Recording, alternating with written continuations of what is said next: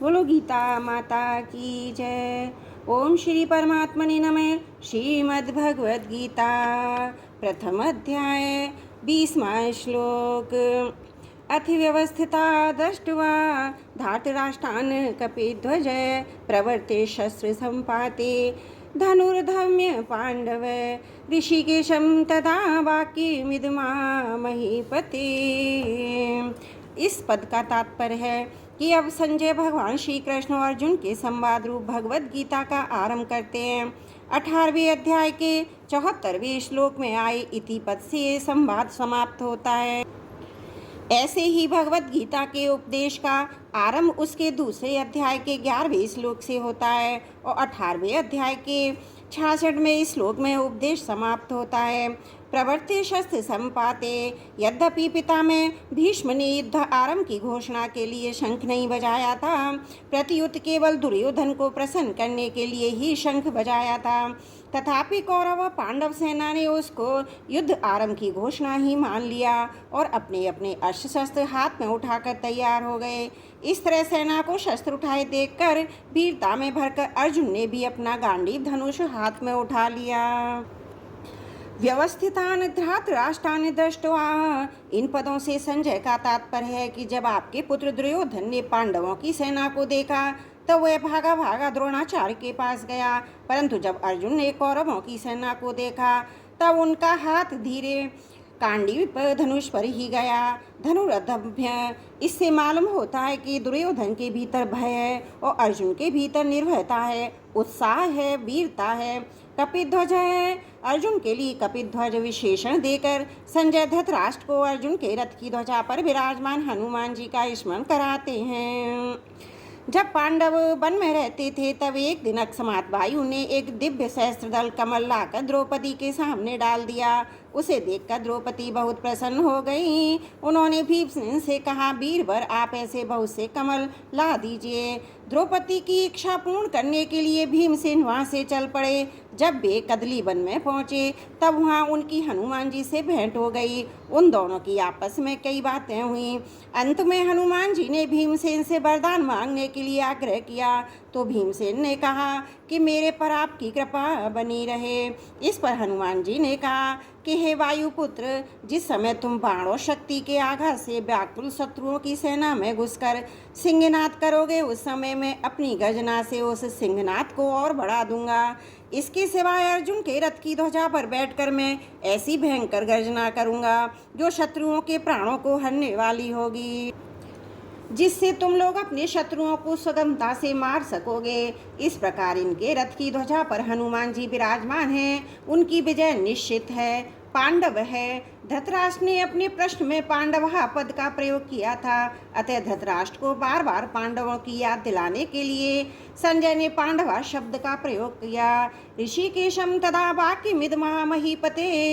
पांडव सेना को देखकर दुर्योधन तो कुल द्रोणाचार्य के पास जाकर चालाकी से भरे हुए वचन बोलता है, परंतु अर्जुन कौरव सेना को देखकर जो जगत गुरु हैं, अंतर्यामी हैं, मन बुद्धि आदि के प्रेरक हैं, ऐसे भगवान श्री कृष्ण से शूरवीरता, उत्साह और अपने कर्तव्य से भरे हुए आगे कहे जाने वचन बोलते हैं। 20वां श्लोक समाप्त।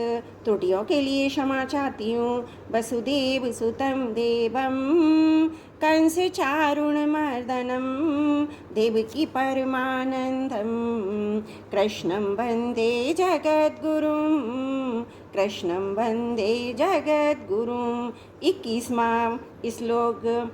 अर्जुनुवाच सैन्योरुभयोर्मध्ये रथं स्थापयमेच्युतं यावदेतानि निरीक्षयं युद्धा कामानवस्थे स्थितान् कैर्मया स युद्ध व्यवसिन्मन् रणसमुद्रमे।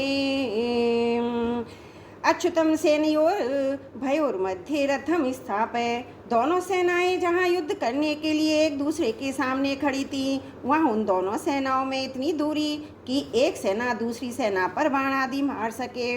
उन दोनों सेनाओं के मध्य भाग दो तरफ से मध्य था। सेनाएं अपनी चौड़ी खड़ी थी। इस चौड़ाई का मध्य भाग और दोनों सेनाओं का मध्य भाग जहाँ से कौरव सेना जितनी दूरी खड़ी थी उतनी दूरी पर पांडव सेना खड़ी थी। ऐसे मध्य भाग में रथ खड़ा करने के लिए अर्जुन भगवान से कहते हैं, जिससे दोनों सेनाओं को आसानी से देखा जा सके। सैन्योरोभयोर्ध मध्य पद गीता में 3 बार आया है।